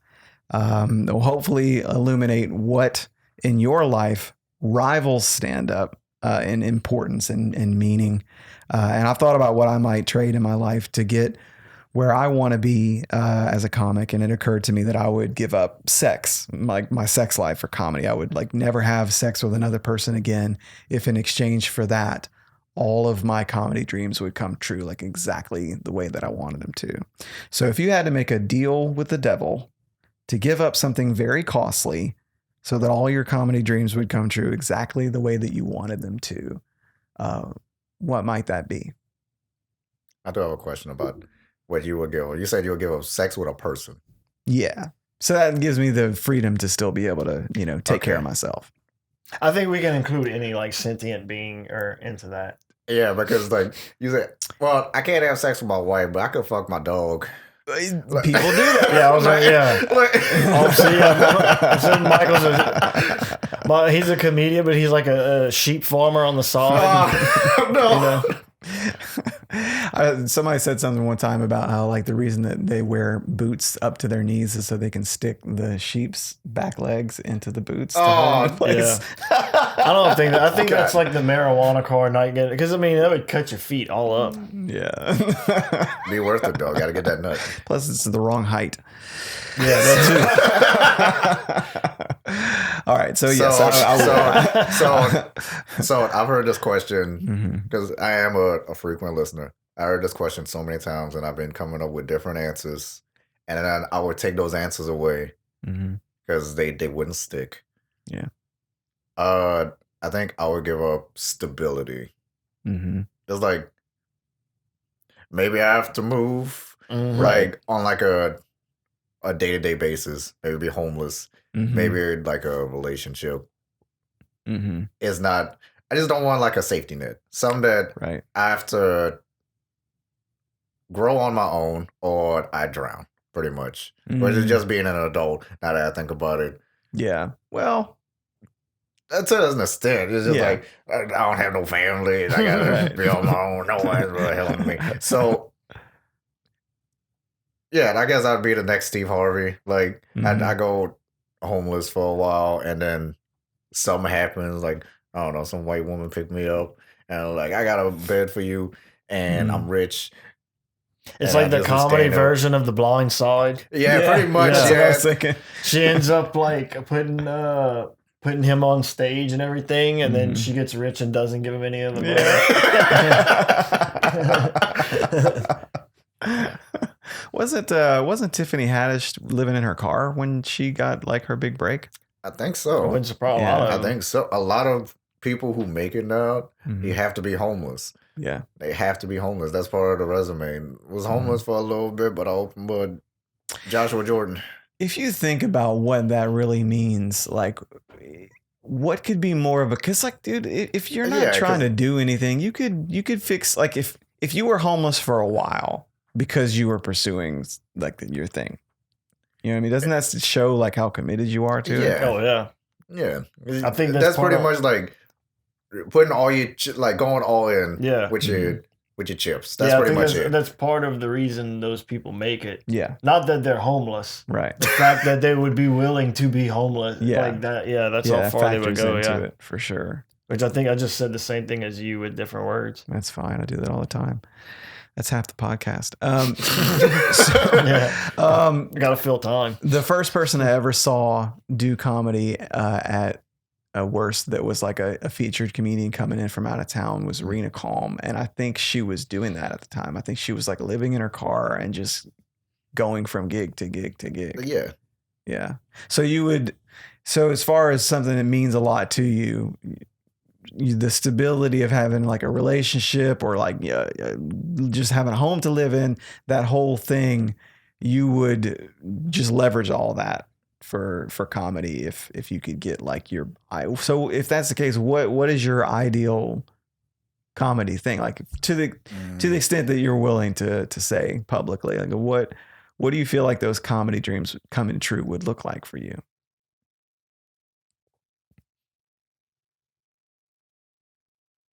Fuck, that's a hard one. Because you mentioned Steve Harvey. That's just because Steve Harvey was homeless. Oh, okay. And he became a comedian. I was just drawing parallels. Yeah. But if I was like the ideal comic, right? Mm-hmm. I think I would follow Kevin Hart's shoes. I would sell out like Madison Square Garden. Yeah. I would be the second one status. to do it, but like it's still like Yeah, do movies and Second's do not bad. movies and shit. Yeah, I mean he's got mogul status at this point. Like he's just one. he's of a the, hustler. Oh yeah, 100% a Man. hustler. Mm-hmm. So do you have any like product lines that you would want to have? Like is there any product or something that you use? Because I know gaming and wrestling. Is there a video game that you would like to be involved in the development of, or is there anything that you're like, if I could be a mogul and not just be like a monster comic, but also have like all this business shit going on, like what comes to mind? So like the first off would be like graphic t-shirts. Mm-hmm. I feel like that most of the time I'm wearing like long sleeve t-shirts anyway whenever I get cold. So hopefully shirts for skinny people. Mm-hmm. I want to start that up as like a company at one point, maybe change the name a little bit. I would probably be a customer. Maybe like write a book or something. Like comics like books though. I like so a foot lotion. A foot lotion? Yeah. Foot lotion. Yeah, but it like shoots Drew out Goldthrow, man, the bottle. Yeah. Okay, yeah, I got it. You know what? Because I'm growing my hair out and there's like maybe like growth oil for hair. Yeah. But that's just off the cuff. Like I would have to actually like think about it. Sure. You wouldn't dropped that question on me. I was like, I would fuck. I would definitely would like to have like some kind of alcohol. Mm-hmm. Yeah, that's what I was thinking. Is, alcohol Bodega would be Cat. good. That's like a beer or a tequila or something. Yeah. I would like to own a gaming company now that I think about it. Mm-hmm. Yeah. I guess I do have a lot of ideas that I think could translate well in video games. So I think that would be something that I'll be interested in doing. Yeah, that reminds me of what was that show? A really, really popular show, Silicon Valley. Mm-hmm. Didn't they get involved with like game consoles or something at some I believe point? so. That's like a really, really techie thing, but it would be cool to be involved in the creative part of it. Yeah. Yeah. And then like seeing like your vision like on like a screen and it's exactly how you want it. That's like a different form of euphoria. Oh my gosh, yeah. There's a lot of But ways. I feel like that and stand-up comedy both like fall down a little rabbit hole of depression that I don't know would be really good. Like I don't like Nightmare Demons, like I don't know, the scary games that are being produced, the developers and the creators, they definitely have to see some shit. They definitely depressed, 100%. Yeah. Yeah. There's some dark shit out there. Why is it that every zombie apocalypse game always has like some giant zombie that pops out at the end? Like, have you noticed that? Like, Last of Us was like that, and Left 4 Dead was like that. Yeah. Is there like just like an unwritten rule in zombie apocalypse I think movies? it's because like if you're doing like a zombie apocalypse game, right? There's a fast zombie. There's got to be a big zombie because like after like a while of fast zombies, you kind of get bored. Like you got to have different like types. Yeah. So there's got to be a female zombie somewhere that do something like significant. Yeah. And then they got to be a fat zombie. They got to be a fat zombie somewhere in there. Those are the 4 zombies in everything. Every game. Every movie. Those 4. Big zombie, fat woman zombie. Those are the 4. Yeah, I remember when I was watching The Last of Us, because I didn't know anything about it before I watched it for the first time. It was a game first, right? Yeah. Okay. So that one, you guys all seen it? No, I haven't. I played it. Well, shit, I was going to ask you about it. I played it. It's a great game. Yeah. Yeah, The Witcher was a game too, right? Yep. Yeah. I've found that like a lot of content that we're seeing that's like really cool now originated as a video game, like just recently. I still think I need some time after like I just finished. I know I'm way late to the party, but I just finished Game of Thrones a few weeks ago, and I feel like I need some time to myself for a while before I start a new show. You put so much time in Game of Thrones. Right. I just need to take a breath for a while before I start a new show. That's like being a Marvel fan, man. After Infinity War, after the second one, I think it's Endgame, they was like, man, I'm tired of superhero movies. Like, we need a break. Game of Thrones, I mean, look, it was great. The thing, going through it, but there were some times, I mean, it was sort of abusive to me. And I kind of need some time to really. I love the idea of figure out who I am again before I start another show. I love the idea of Netflix suggesting shows to you, and you're like, I'm not really looking for anything serious right now. That's exactly how I feel. Yeah, like I'm not. I need time. That's where I am with video games too, because it's like a good game, like. It like captivates me. Like that's my whole identity for like a good month. And then after a while, I'm looking at other games and I'm like, yeah, you're not going to do it the same way they did it. I don't know. Like I feel like, like I finished after finishing Game of Thrones. It's like my wife and kids are like, we've missed you. It's good to have you back, kid. Yeah. Oh, fuck. Well, all right, let's get your socials and dates out there. Where can people find you are you on the gram? I am on the gram. It's going to be at Isiah with only one A. Is the whole thing. It's ISIAH with only one A. All spelled out. Gotcha. I'm on Twitch. I stream on Twitch very rarely. Hopefully that's going to change on twitch.tv/treatedazumi. That's my shit. And then just find me on Facebook. My first and last name, Isiah Benjamin. Yeah. Any TikTok? Not TikTok yet. You on TikTok? Now on TikTok. Man, that was the TikTok thing was crazy because like it came and everybody's on it, but it already kind of seems like I didn't get on it, and now it already kind of seems like people are starting to become very like suspicious of it as a platform. Have you noticed that? Yeah, I know some people can't. Like if you do work on a device, you can't have TikTok on that device. Yeah. because there's a lot of like the spying The data allegations. stuff. there's even in the terms and conditions, from what I understand, they tell you like we're gonna fucking spy on you, like Your information is like you are ours, opening buddy. your life to us. Yeah. You will have no secrets from us if you agree to these terms. I'm uninstalling that shit on my phone after this. Yeah. Fuck that. I was just They're not gonna watch me beat my dick. Oh, that's already out there. OnlyFans coming soon, October 20th. Mhm. I'm gonna be doing a show at Armor Spear. It's gonna be a costume roast battle. I'm gonna be going against Jacob. I forgot who he's gonna be, but I'm gonna be Chadwick Boseman. Yeah, I'm on that too. Drew's on it. The 22nd, I'm gonna be on Stone vs. Drunk vs. Sober again. Mm-hmm. No, October 22nd. October is 20th, Stone vs. Drunk vs. Sober. Mhm. I'm be on that as Team Sober. October 22nd, It's Ghost Roast. Ghost Roast, Mm-hmm. Chadwick Bowman. And then the 23rd, Sleepy Train Comedy with Drew and Michael as the headliners. Yeah. It's And gonna I be think great. Don Schexnayder is going to be Don on that too, right? and Brennan Brennan Get Drunk and Network Robart is also on the show. Score, Get Drunk, Get Started, Passed Out. Business cards. It's going to be great. Hell yeah. All right. Well, you guys keep plugging away at it, and we'll see you next week.